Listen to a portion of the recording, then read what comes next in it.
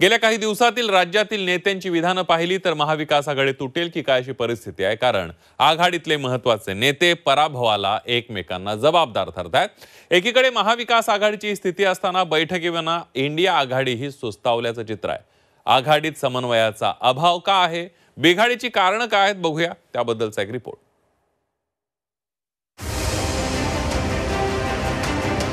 India आघाडीत संवादाच्या नावानं ठणाणा, सामनामधून आघाडीतल्या समन्वयावर बोट। इंडिया आघाडीची अस्तित्वाची लढाई सुरू। खुले दिल से जो बातें होती है वो आपस में होती है असं म्हणत संजय राऊतांनी इंडिया आघाडीतल्या सध्याच्या परिस्थितीवर भाष्य केलंय। राज्यामध्ये महाविकास आघाडी आणि देशामध्ये इंडिया आघाडी निष्क्रिय ठरत असल्याची चर्चा असताना आघाडीवर काम करण्याची गरज असल्याचं मत संजय राऊतांनी मांडलंय। ओमर अब्दुल्ला यांनी आघाडी निवडणुकीपुरती जन्माला आली, आता ती बरखास्त करा अशी संतप्त प्रतिक्रिया दिली। त्याचा संदर्भ देत गेल्या काही दिवसांपासून घटक पक्षातला संवाद तुटलाय आणि त्या संवादासाठी राऊतांनी काँग्रेसला जबाबदार धरलाय। इंडिया आघाडी अधिक मजबूत व्हावी, टिकावी आणि या देशाच्या राजकारणामध्ये अधिक पुढे जावी ही आमच्या सगळ्यांचीच भावना आहे। पण गेल्या काही दिवसापासून आमचे काही घटक पक्ष हे या भूमिकेत आहेत की संवाद तुटलेला आहे, तो डायलॉग हवा। तो डायलॉग जर तुटला तर कोणतीही आघाडी यशस्वी होत नाही। शिवसेना भाजप युतीमध्ये डायलॉग संपल्यामुळे युती तुटली।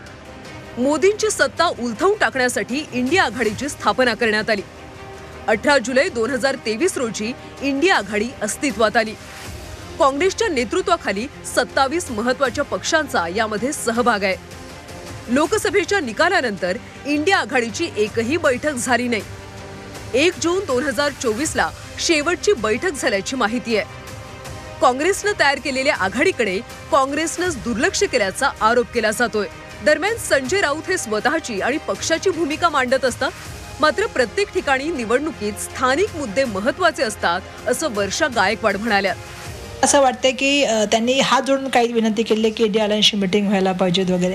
तर नेहमीच आंदोलन होण्यापूर्वी सकाळी मला माहिती आहे की आदरणीय मल्लिकार्जुन खरगे साहेबांकडे मीटिंग होतात, त्याच्यानंतर आंदोलनामध्ये केले जातात। इंडिया अलायन्स असं आहे की भाजपामध्ये पण जर बघितलं तर एनडीएमध्ये पण उद्या नितीश कुमार लढणारच ना भाजपाच्या विरुद्ध, किंवा चंद्रबाबू नायडू पण लढणार भाजपाच्या विरुद्ध।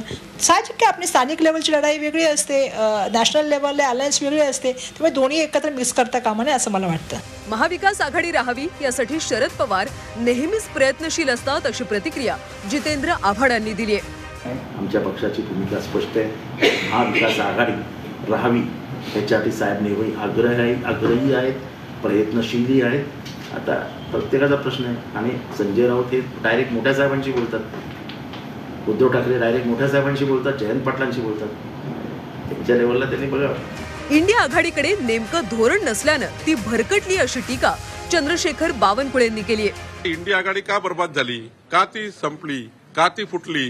कारण आता इंडिया आघाडीजवळ नेमकं धोरण नाहीये। त्यांना विकसित देशाचं धोरण नाहीये, विकासाचं धोरण नाहीये। ते फक्त एकाच विषयावर एक झाले होते, सत्तेकरता। सत्तेपासून पैसा आणि पैशापासून सत्ता।